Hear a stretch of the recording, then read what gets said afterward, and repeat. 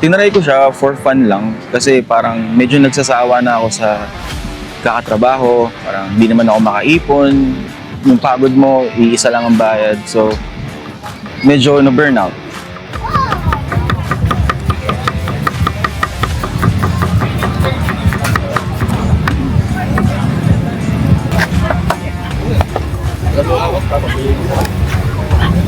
Tapos, nag-try ako magbenta ng sarili ko.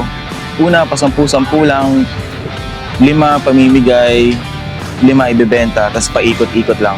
Hanggang sa, naging ito na, hanggang lumaki. After ilang years na ba? 9. 9 years na kami.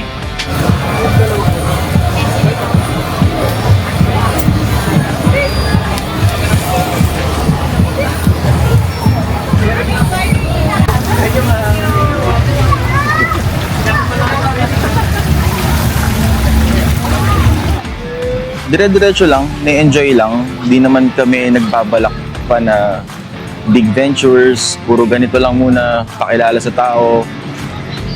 Para mas mapulido pa namin yung mga food. Doon kami nakafocus sa quality. Hindi kami nagbababa ng ingredients. Unti-unti. Yan.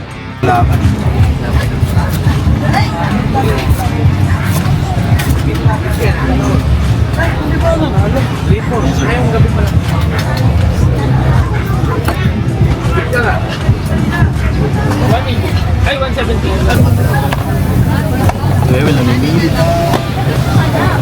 Focus muna sa taste. Huwag sa kita.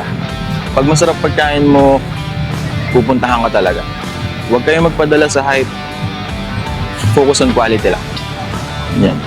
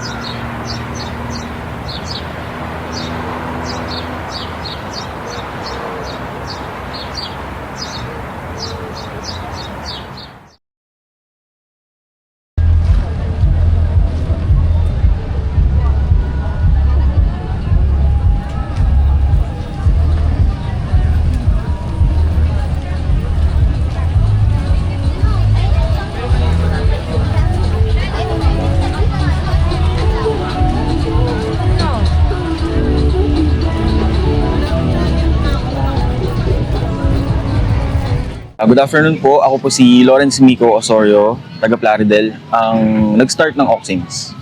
Ang Oxims ay sinimulan namin noong 2017 after ko sa work.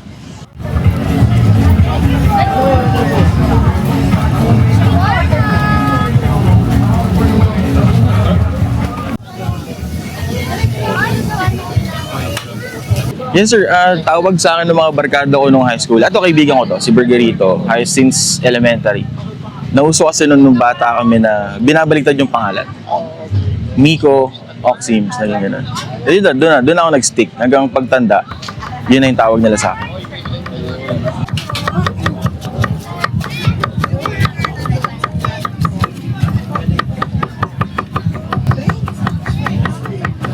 Ang pinaka-struggle lang siguro, market. Paano mo hahanapin yung market mo, anong klaseng market ang pasok dun sa pagkain mo, ganyan, kailangan mo lang ipatry sa lahat. Sa lahat ng klase ng kumakain, mga bumibili.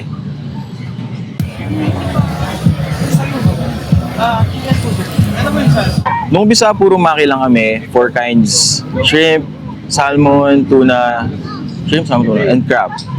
Tapos, may mga dumarating na recipe sa utak ko, randomly, na ina-execute namin, papatry namin sa iba, hanggang sa naidadagdag namin sa menu namin.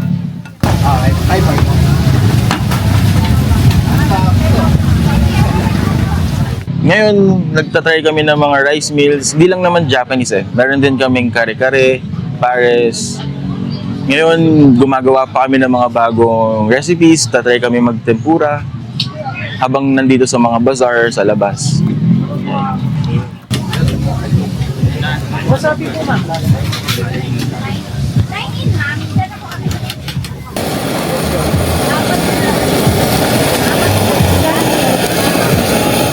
Bestseller natin sir, shrimp nigiri. Shrimp nigiri tsaka yung inari. Kasi yung mga sushi rolls natin parang common na meron eh. Ang iba sa amin, yung shrimp nigiri tsaka yung inari. Inari is tofu pockets yun. Salmon ang recommended ko. Raw salmon sa tofu pockets.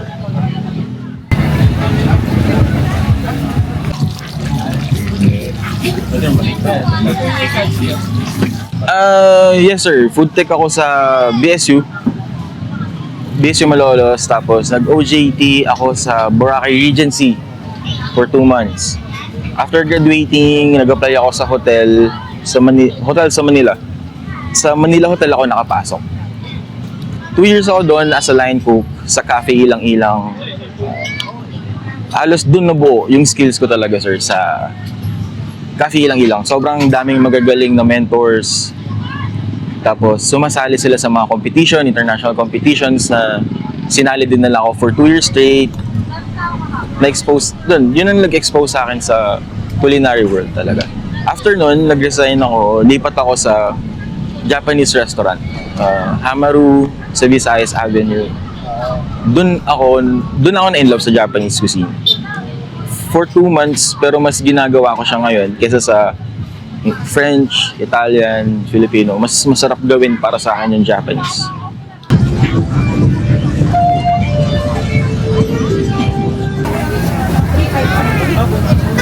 Ito sir, salmon nigiri, no? Gawa ko salmon.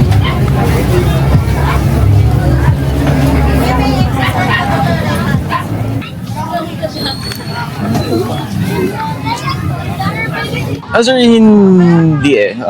Hindi ko siya matatawag na authentic. Pero bastardized. I mean, nakuha ko yung base kung paano siya gawin, yung yung mga techniques. Tapos, binabastardize na lang namin kung ano sa tingin namin mas makapagpa-improve dun sa gamit na yun. Or kung meron isang ingredient na sobrang mahal dun sa pinanggalingan, iibahin ko na lang. Hindi ko bababa yung quality, pero iibahin ko yung ingredient na yun. May different recipe na rin. Ayan.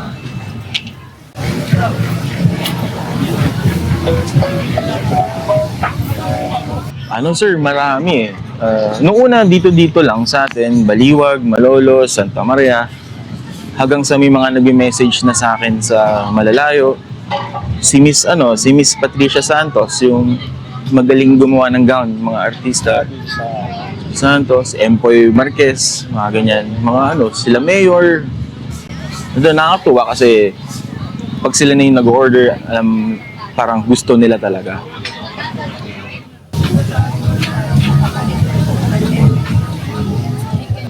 We are located ngayon sa mga bazaar dito sa Walter Mart Plaridel. Meron tayo sa bahay. Nagpapagawa na kami ng kusina sir sa bahay. We will try to start magkaroon ng dining na. Sa Plaridel lang din yun, Banga First Plaridel. Minsan nasa SM Baliwag kami, every 2 weeks, June 3 balik namin doon. SM Pulilan, yan. Pinakauna kong pop-up SM Pulilan. Hanggang ngayon nandun pa din.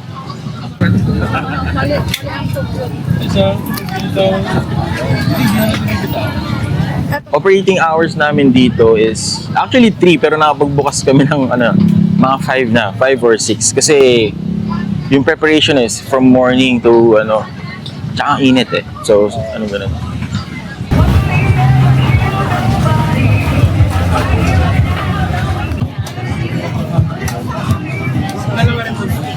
Yes, mag-o-open din pala kami sa Pulilan. Pagbaba lang ng tulay sa Pancheto de Cloras. Opening noon May 28. Bakit nga? Encouragement para sa mga negosyante na nagluluto din. Focus muna sa taste, huwag sa kita. Pag masarap pagkain mo, pupuntahan ka talaga. Huwag kayong magpadala sa hype. Focus on quality lang. Yan. Ini-invite ko kayo pumunta dito. Try nyo yung pagkain namin dito sa Walter Mart Bazaar. Lalo kung di umuulan, punta kayo dito ng gabi. Masarap tumambay dito, picnic. Tapos sa mga parties naman, pwede kayo mag-message sa page. Yung mga platters natin, marami doon. And events. We do events din, kasal, kahit anong klaseng celebration yan. We can set up doon sa venue, then doon tayo gagawa ng sushi.